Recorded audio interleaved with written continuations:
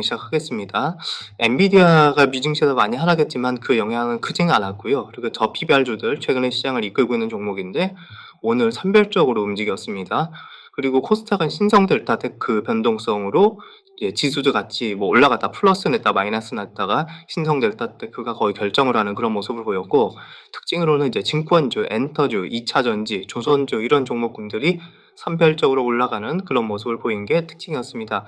뭐 해외 변수부터 정리를 해보면 엔비디아가 오늘 미증시에서 많이 빠졌는데, 사실 빠진 이유가 뭐 실적에 대한 어떤 걱정 이런 것 때문에 빠진 게 아니라 수급, 그러니까 옵션이 많이 몰려 있는데 어쨌든 콜옵션이 되게 많이 몰려서 이게 만약에 조금이라도 삐딱하면 포지션이 반대 확 잡히면서 급락할지도 몰라 이런 걱정이 좀 있었고, 이런 걱정이 오늘 하락을 유발했다 이런 재료가 있었고요. 또 하나는 마이크로소프트에서 엔비디아의 의존도를 낮추기 위해서 자체적으로 네트워크 카드를 개발하고 있다더라 이런 보도도 있었거든요. 그래서 뭐 엔비디아가 근본적으로 성장이 어떻게 되네 마네 뭐 이거 때문에 하락한 건 아니었기 때문에 실적 발표 앞두고 신중함을 유발할 재료는 되지만 엔비디아가 하락했다 하고 다른 종목까지 동시에 비슷한 종목을 끌어내리는, 그 정도의 어떤 영향을 주지는 않았습니다. 더 조심스러운 정도의 영향을 줬다 이렇게 봐야 될 것 같고요. 다음에 전기차 관련된 이슈도 오늘 테슬라가 또 제법 빠졌었잖아요. 그러니까 포드에서 전기차 가격 인하한다라는 보도가 나오면서 빠졌는데 이 자체도 묶어서 그냥 본 것 같아요. 그러니까 엔비디아 실적을 보고, 그러니까 빅테크라든가 전체적인 시장 흐름이라든가 이런 것들을 보고 나서 판단해 보자. 이렇게 이제 투자자들이 한 발 물러서서 뭐 이게 뭐 엔비디아가 빠져서 테슬라가 빠져서 우리나라 지수가 마이너스가 났다 이렇게 보기는 어려운 것 같습니다. 근데 어쨌든 뭐 매출도 그렇고 이제 이익도 그렇고 가파르게 올라가고 있고 또 올라갈 것으로 전망이 되고 있잖아요. 그러니까 시장에서는 서프라이즈를 기대하는 게 아니라 서프라이즈의 서프라이즈, 그러니까 가이던스도 저 전망하는 숫자보다 훨씬 더 높게 제시하기를 기다리고 있는 거거든요. 그래서 저 숫자가 나오는 거를 보고 나서 이제 움직이자 이런 신중함 이런 것들이 오늘 우리 증시에 작용을 한 걸로 보여집니다.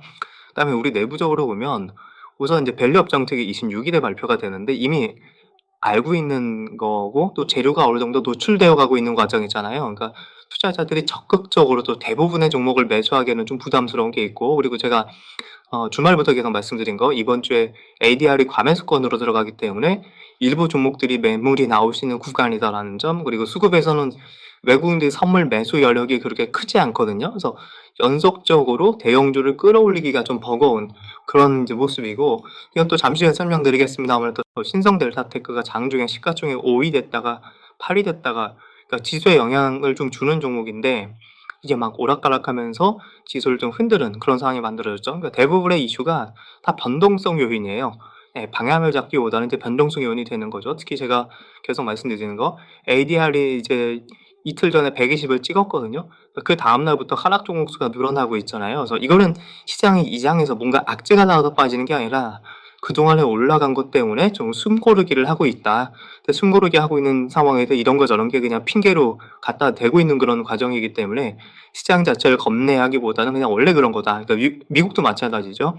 2월 중순 넘어가면 어닝 시즌 마무리가 되면서 이제 포트폴리오 재편이 이루어지고 그 과정 때문에 2월 중순 넘어가면 시장이 조금 숨고르게 하는 그런 경향이 좀 있거든요. 그래서 우리 증시나 미증시가 조금 뭐 쉬어갈 때다라고 보는 투자자들이 좀 많았던 것 같습니다.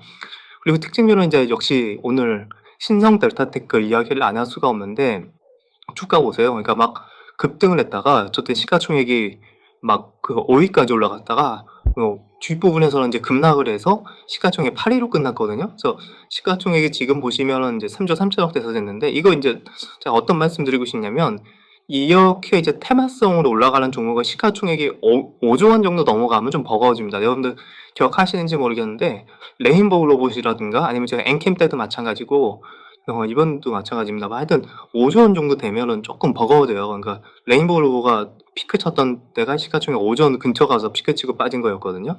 엔캠은 지금 워낙 힘이 세가고 그거 이상 넘어가 있는 단계긴 합니다만은 대체로 이렇게 올라가는 종목은 5조 원 넘어가면은 조금 이제 매도가 나오기 시작합니다. 근데 이제 일정이 또 얼마 안 남다 보니까 이게 무산되면 주가는 이렇게 올라왔는데, 그러니까 이런 공포감이 좀 있었겠죠. 그리고 창구도 되게 중요한데 항상 이런 종목은 이제 키움이 매수 창구 1이긴 한데 키움 하나가 나머지 4개 더한 것보다 많으면 단타성 자금이 되게 많이 붙었다라고 봐야 되거든요. 그러니까 추세적인 매매보다 단타가 많이 붙었다라고 봐야 되기 때문에 이제 당분간은 좀 변동성이 커질 가능성이 높다. 그래서 인제 이게 시가총액이 5조 원대보다는 이제 3조 원대로 내려와서 지수에 대한 영향력은 쪼끔 이전보다는 좀 줄어들 가능성은 좀 있어 보이긴 합니다.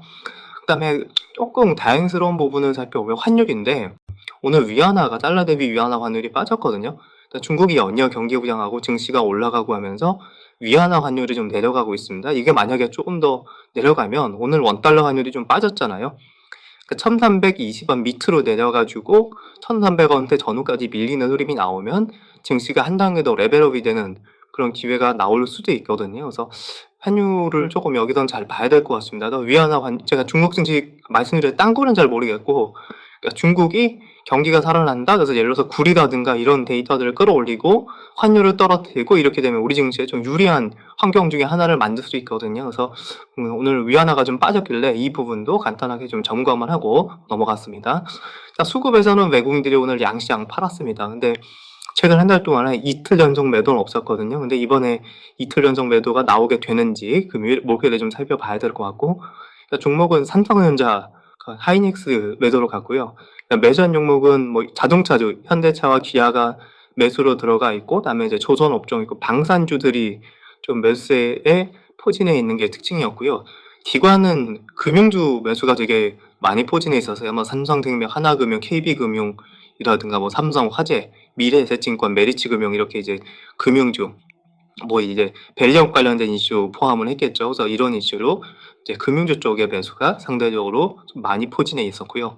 코스닥 쪽에서는 좀 올랐던 종목군들, 신성델타테크, HLB, 엔캠 이런 종목군들을 좀 매도를 했고, 그러니까 매수 쪽은 뭐 그냥 골라 담는, 예, 약간 좀 골라서 담는 쪽인데 최상단 말고 그 아랫단에는 좀 반도체주들이 좀 있었어요. 그래서 이런 어떤 업종별로는 조금 이제 골라 담고 일부 반도체 담고 뭐 이 정도였고, 기관 투자자들 같은 경우는 뭐 별로 이게 업종을 고르게 담았다라는 건 없었고 그나마 인제 그 HLB 관련된 H뱅 관련된 종목군들 그러니까 뭐 인테플러스라든가 PSK 홀딩스라든가 이런 종목군들을 좀 일부 담는 게 인제 특징이었고요. 근데 뭐 그 외에는 전부 다 뭐 매수매수해서 특별하게 업종별 특징이 있었다 이렇게 이제 보기에는 좀 애매했던 것 같습니다.